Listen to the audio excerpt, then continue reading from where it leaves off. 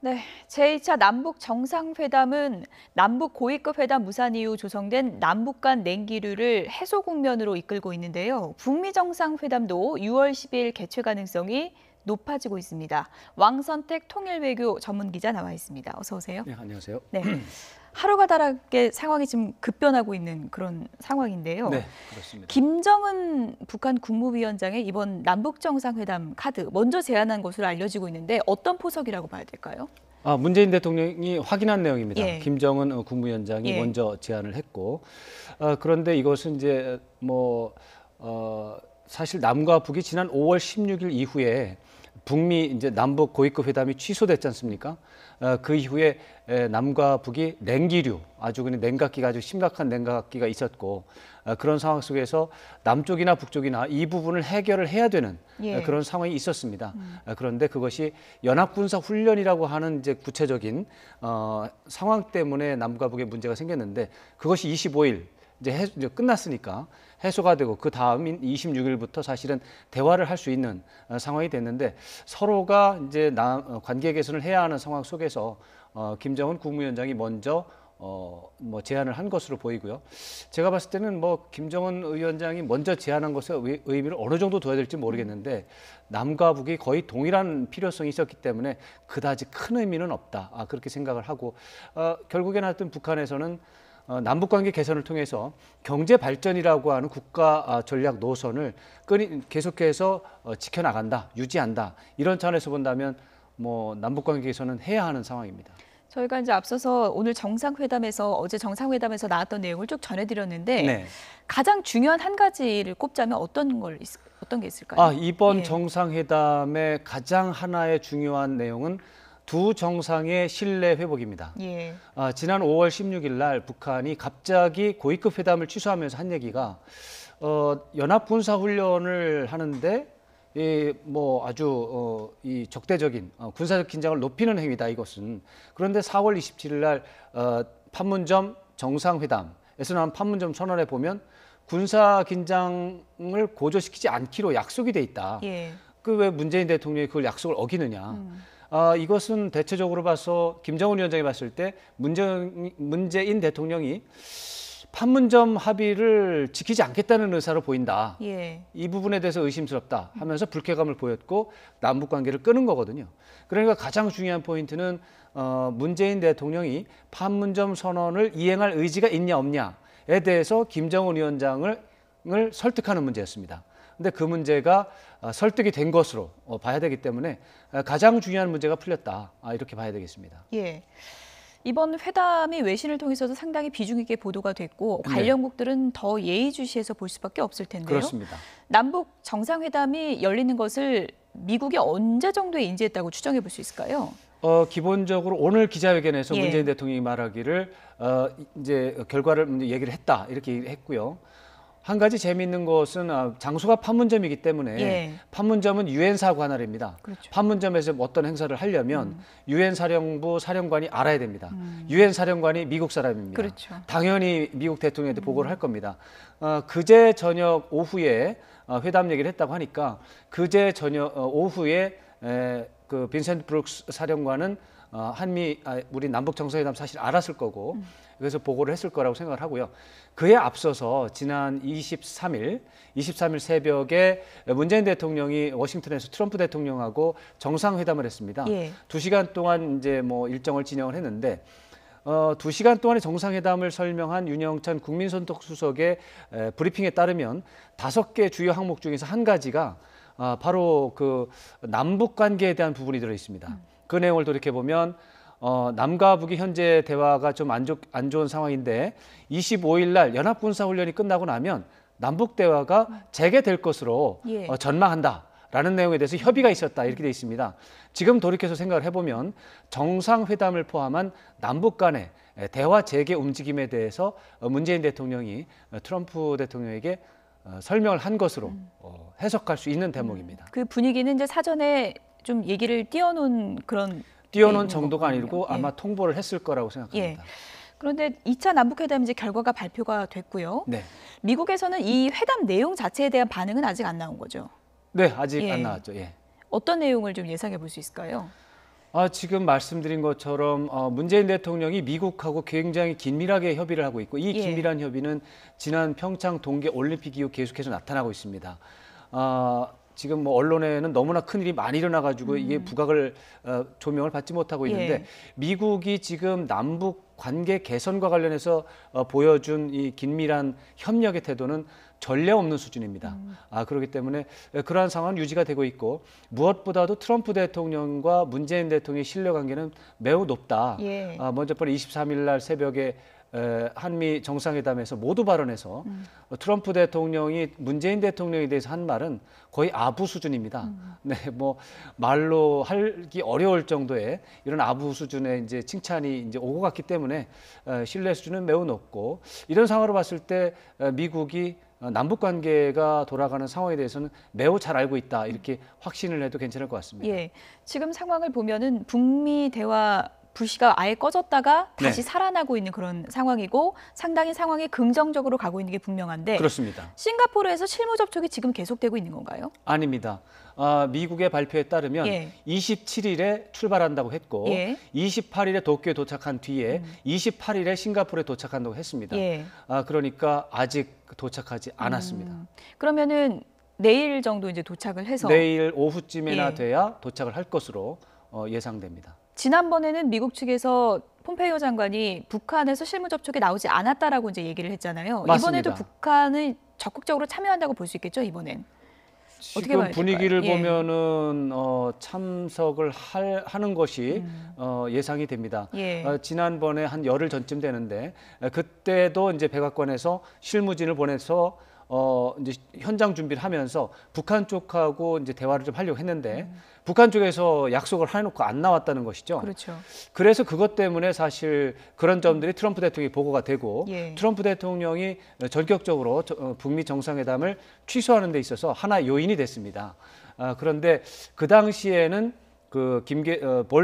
존 볼튼 국가안보 보좌관이나 마이크 펜스 부통령이라든가 이런 분들이 북한에 대한 상당히 좀 강경한 발언들을 쏟아내던 시기였기 때문에 북한이 아마도 의도적으로 나가지 않았던 것으로 생각이 됩니다. 그런데 지금은 도널드 트럼프 대통령의 태도가 상당히 전향적으로 이제 북한 쪽에서 봤을 때 전향적으로 변화가 됐고 특히 오늘 뭐 북한의 태도를 본다면 상당히 확고한 의지가 있다고 보이기 때문에 이번에는 아마도 북한 쪽에서 호응이 있을 것으로 예상을 합니다. 예. 일종의 뭐 트럼프 화법이라 그러는데 언론인들도 잘 해석이 안 되잖아요. 열릴 수도 있고 안 열릴 수도 있고 뭐 그렇죠. 늦출 수도 있고 안 늦출 수도 있고 이번에도 열릴 가능성을 기대한다고 하면서 또 안 될 가능성도 열어두고 있는 건데 아직은 열어놓고 있습니다. 언제쯤 이게 최종 결정이 될까요? 그거를 예상했다가 틀린 사람 많습니다. 저도 몇 차례 트럼프 예. 대통령에 대해서 예상을 했다가 뭐 저는 나름대로 뭐 많이 맞았다고 저는 자부를 하고 있습니다만 틀린 적이 뭐 그래도 적지 좀 않습니다. 대략 예측을 좀 하자면 어떻게 될까요? 글쎄요. 지금 정도 화법이라면 트럼프 대통령의 화법이라면 이미 정상회담 하는 것으로 예고한 것으로 받아들여도 문제가 없다. 저는 그렇게 생각을 합니다. 예. 그 말이 맞았으면 좋겠는데 네, 이제 중요한 부분은 그거 아니겠습니까? 악마는 디테일에 있다 그러는데 네, 그렇죠. 비핵화 방식인 거잖아요. 결론적으로. 뭐 비핵화 방식 뭐 그렇게 볼 수도 있는데 그것보다는 오히려 지금 이제 이런 게 있습니다. 미국이 북한에 원하는 건 비핵화죠. 근데 북한이 미국에 원하는 건 체제 안전 보장입니다. 그런데 비핵화에 대해서는 북한이 완전한 비핵화를 하겠다고 여러 차례 얘기하고 있습니다. 제가 봤을 때 비핵화 때문에 문제가 발생할 것 같지 않습니다. 저는 북한 핵 문제를 오랫동안 취재를 했기 때문에 그렇게 생각을 하고요. 오히려 문제는 미국이 북한에 제공하는 체제 안전 보장 문제가 북한이 안심할 수 있는 수준으로 제공이 되느냐 이 문제라고 생각을 합니다. 그렇기 때문에 이 문제에 대해서는 사실 아직 미국이 좀 더 북한이 납득할 만큼 구체적으로 얘기한 바가 없어요. 그냥 트럼프 대통령이 보장한다니까 안전하다고요. 뭐 이런 식으로 얘기를 했는데 북한 입장에서 본다면 트럼프 대통령의 말을 어디까지 믿을지 모르는 상황에서 구체적인 담보를 원할 겁니다. 그런 부분 예를 들어 북미 수교를 한다면 언제 어떻게 할지 평화협정 체결한다면 언제 어떻게 할지, 평화협정 체결이 되면 주한미군은 어떻게 할지, 또 지금 유엔 안보리 대북 제재와 미국의 대북 제재가 많은데 이걸 언제 몇 월 며칠에 풀을 건지 이런 것들에 대해서 미국이 얘기를 해주기를 기대하겠죠. 근데 이런 것들에 대해서 아직 뭐 구체적인 거 아직 안 갔습니다. 어떻게 보면 체제 보장이 말씀하신 것처럼 상당히 좀 포괄적이고 추상적인 많습니다. 단어이기 때문에 이것을 놓고도 어떻게 보면은 지금 미국과 북한이 동상이몽 같다라는 분석이 많은데요. 그렇습니다. 예. 그래서 비핵화라고 하는 부분이 이미 지난 10년 넘게 비핵화의 기술적인 문제에 대해서 많이 토론이 됐습니다. 그래서 어떻게 하면 해결이 되는지 그림은 나와 있습니다. 예. 어렵지만 그림은 있거든요. 근데 북한에 대한 체제 안전 보장 문제를 진지하게 검토한 적이 없습니다. 안 될 거라고 생각했기 때문에 예. 그걸 진지하게 검토한 적이 없어요. 특히 미국 쪽에서는 그런 날이 올 거라고 아마 예상을 못한 것 같아요. 그러니까 구체적으로 얘기를 하다 보니까 진전이 안 되고 있는 부분이 있어서 아마도 북한 쪽에서 좀 의심이 간다. 그래가지고는 어떻게 내가 너를 믿을 수 있겠느냐라고 예. 하면서 자꾸 미룰 수는 있겠습니다. 그러나 그것이 비핵화 때문에 문제가 발생한 게 아니고 체제 안전 문제에 대한 그런 문제라고 생각을 하기 때문에 오히려 생각하고 있는 것보다 좀 반대 방향에서 생각을 하는 것이 좀 더 상황에 맞지 않을까 생각합니다. 지금 설명하신 내용 토대로 하면은 북한이 CVID 같은 방식을 이미 받아들였다 이렇게 해석해도 되는 겁니까? 네. 김정은 위원장이 예. 그 비핵화에 대해서 말한 것 중에 가장 강도가 높은 것은 4월 27일 판문점 선언에서 완전한 비핵화라고 하는 부분이 들어가는 것입니다. 그 다음에 청와대의 고위 관계자의 설명에 따르면 예. 그것과 관련해서 충분히 협의가 있었는데 북한하고 협의가 있었는데 김정은 위원장이 말한 완전한 비핵화라는 말은 CVID를 의미하는 것으로 해석해도 된다라는 것이 우리 정부 고위 관계자의 설명이었습니다. 물론 지금 익명으로 얘기를 했기 때문에 책임 소재를 뭐 명확하게 할 수는 없지만 예. 신뢰도는 우리 기자들이 봤을 때 매우 높은 수준입니다. 그렇기 때문에 저로서는 북한이 말한 완전한 비핵화는 미국이 말하는 CVID와 일치한다라고 저는 예. 생각을 하고 있습니다. 뭐 여러 가지 이제 해석이 나오고 있는데 CVID가 이제 철저한 핵 검증이잖아요. 핵폐기 검증이요. 근데 그 과정이 일종의 좀 체제 보장과는 상충되는 측면이 있어서 받아들이지 않을 가능성도 있다고 보는 시각도 있던데 어떻게 보십니까? 미국에서는 예. 대체로 그렇게 생각을 합니다. 예. 그러나 그것은 북한에 대한 이해가 약간 좀 달라서 그렇습니다. 예. 미국에서 북한은 단순히 적대국에 불과합니다. 적대국이라고 하는 그런 아이덴티티, 정체성 외에는 다른 것은 없어요. 그렇기 때문에 북한이 진정으로 원하는 것은 무엇이고 북한의 역사는 어떻고 북한이 어떤 말을 했을 때는 어떤 반응을 하고 이런 것들을 자세하게 살필 필요는 없었습니다. 그런데 우리 입장에서는 달라요. 북한 문제를 해결을 해야 우리 상황도 좋아지기 때문에 그래서 미국에서 해석하는 미국의 전문가가 해석하는 북한의 행태와 또 한국의 전문가들이 해석하는 북한의 행태는 좀 다른 면이 있습니다. 그런 차원에서 북한이 CVID를 한다라고 했을 때 미국에서 봤을 때는 과거 행태를 볼 때 믿을 수 없다.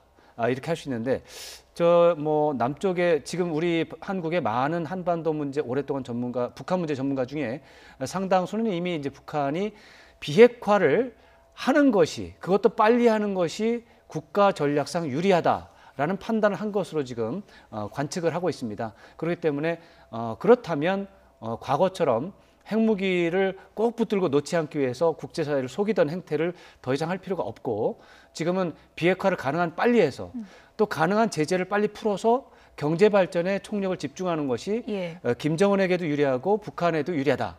이렇게 판단을 하고 있기 때문에 아무래도 문재인 대통령도 아마 그런 관점에서 완전한 비핵화라는 개념을 믿는 것이고 그렇지만 말씀하신 대로 미국에서는 뭐 믿는 사람 거의 없는 것 같습니다. 예, 어쨌든 그 말씀하신 것처럼 북미 간의 그 괴리가 좀 실무 접촉에서 좁혀질지 그 부분은 좀 지켜봐야 될 것 같고요. 네. 문재인 대통령이 북미 회담 잘 되면 남북미 회담으로 갔으면 좋겠다고 오늘 기대감을 드러냈는데 싱가포르에서 연이어서 열릴 가능성도 지금 있는 겁니까?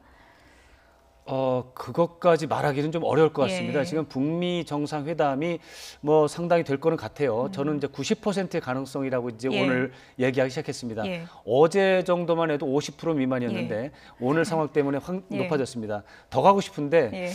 정의용 남북회담 분기점으로 확 높아졌군요. 네, 예. 그렇습니다. 근데 이제 정의용 국가안보실장이 99.9% 확신한다고 했다가 예. 다음 날 굉장히 안 좋은 상황이 있었습니다. 그래서 감히 이제 90% 이상을 얘기하는 예. 건 좀 어렵고 상당히 가능성이 높아진 그런 상황인데 그럼에도 불구하고 남북미 종전 선언을 한다는 것은 북미 회담에서 상당히 고단수의 협의가 이루어져야 되고 예. 평화 체제라고 하는 부분에서 굉장히 좀 진전이 돼야 됩니다.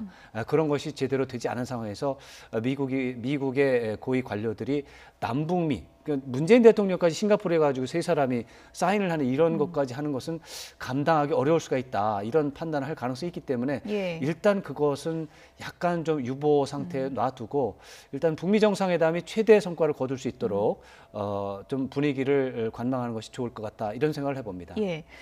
북미 회담이 이제 잘 되면 언젠간 또 이제 남북미 3자 회담으로 이어질 가능성도 지금 기대를 당연합니다. 해볼 수 있는 그런 네. 상황인데 그렇게 되면요 궁금한 게 시진핑 주석이 가만히 있을까? 시진핑 주석도 뭐 싱가포르 간다 이런 얘기도 있었잖아요. 그렇죠. 예. 중국이 한반도의 긴장 완화, 예. 또 평화 체제 구축 이런 면에 대해서 적극적인 역할을 하겠다고 계속해서 이야기를 하고 그렇죠. 있습니다. 그런데 사실 북한하고 중국하고 시진핑 주석하고 두 차례에 걸쳐서 정상회담을 했어요. 그 두 차례에 걸쳐서 정상회담을 했는데도 남북미 이제 종전선언에 중국이 참여하는 문제에 대해서 중국 쪽에서도 또 북한 쪽에서도 명확한 언급을 하지 않고 있습니다.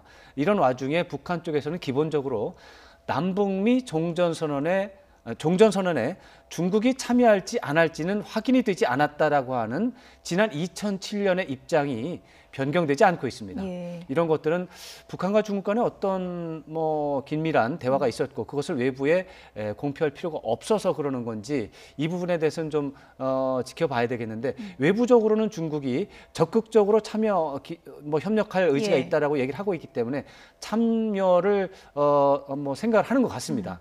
다만 기술적으로 이런 문제는 있습니다. 이 종전선언이잖아요. 예. 종전선언은 전쟁 회기를 종결하는 건데 중국군은 1958년에 한반도에서 철수했습니다. 예. 네, 완전히 철수를 해버렸고 지금 한반도에서 전쟁하는 당사자는 남북미 3국입니다. 그렇기 때문에 어떻게 보면 지금의 현실을 따져본다면 중국이 종전선언에 참여를 하는 것은 약간 좀 현실에 맞지 않는 게 있습니다. 그래서 예를 들어서 그렇지만 정전협정에 1953년 정전협정에 중국이 참여를 했으니까 종전선언에 참여하는 것은 당연하지 않느냐 이렇게 얘기할 수도 있습니다. 예. 그렇기 때문에 중국의 참여 얘기가 나오는 건데 종전협정에 대체하는 평화협정은 또 별도의 문제거든요. 예. 그때는 중국이 참여할 수 있습니다. 그러나 그에 앞서 종전선언은 정치적인 선언의 의미가 있기 때문에 중국이 참여하는 것에 대해서 논란이 있을 수는 있습니다만 예. 이에 대해서 우리 정부는 중국이 참여를 원한다면 환영할 의사가 있다라고 입장, 오픈된 입장을 예. 이미 공표한 상황입니다. 트럼프 대통령이 두 차례나 시진핑 주석을 김정은 위원장이 두 번째 만나고 나서 변했다라고 다소 좀 불쾌감을 드러내기도 했잖아요. 직설적으로 예. 말했습니다. 불쾌하다고 했습니다. 예. 중국이 드러내놓고 지금 역할을 하긴 좀 부담스러워진 상황 아닙니까?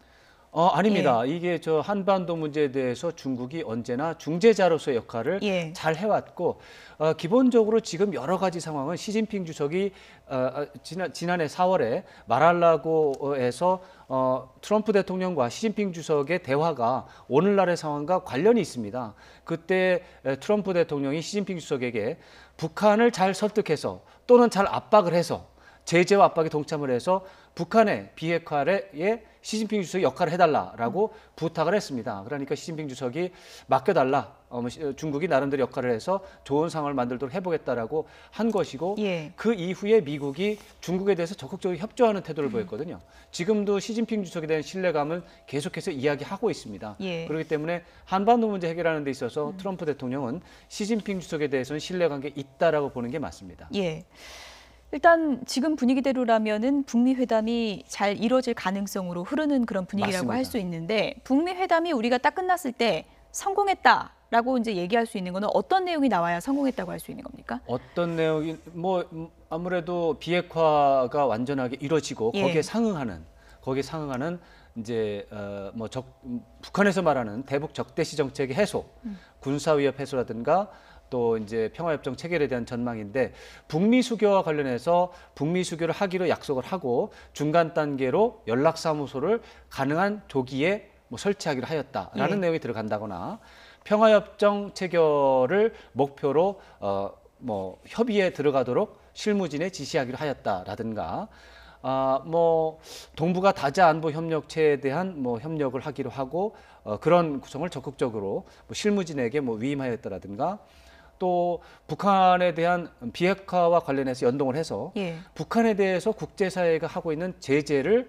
단계적으로 또는 상응한 조치로 해제하는 문제를 미국은 적극 검토하기로 하였다라든가 이런 식의 문장이 들어간다면 예. 아마도 그에 상응하는 문장을 비핵화 쪽에 써가지고 성공적인 쪽으로 좀 판단할 수 있지 않을까, 평가할 예. 수 있지 않을까 생각을 할 수 있겠습니다. 끝으로 이제 북미 간의 신경전이 막판까지 이어질 텐데 트럼프 미국 대통령이 이제 반전의 반전, 뭐 트럼프식 거래 기술이다 이런 얘기까지 나오고 있는데 네.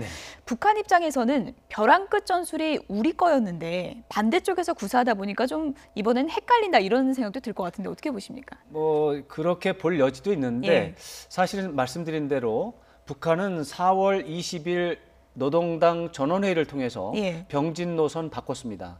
병진 노선이 핵과 경제를 동시에 발전시켜서 하자는 건데 핵을 완성을 했기 때문에 더 이상 핵을 위해서 국제사회에 싸우지는 않는다라는 뜻입니다. 예. 이제는 경제 발전을 위해서 올인하겠다는 겁니다. 지금까지 북한이 벼랑 끝 전술을 한 것은 핵무기를 만들기 위해서 그랬던 겁니다. 핵무기를 만들었어요, 근데. 그렇기 때문에 벼랑 끝 전술을 더 이상 할 필요가 없는 거죠.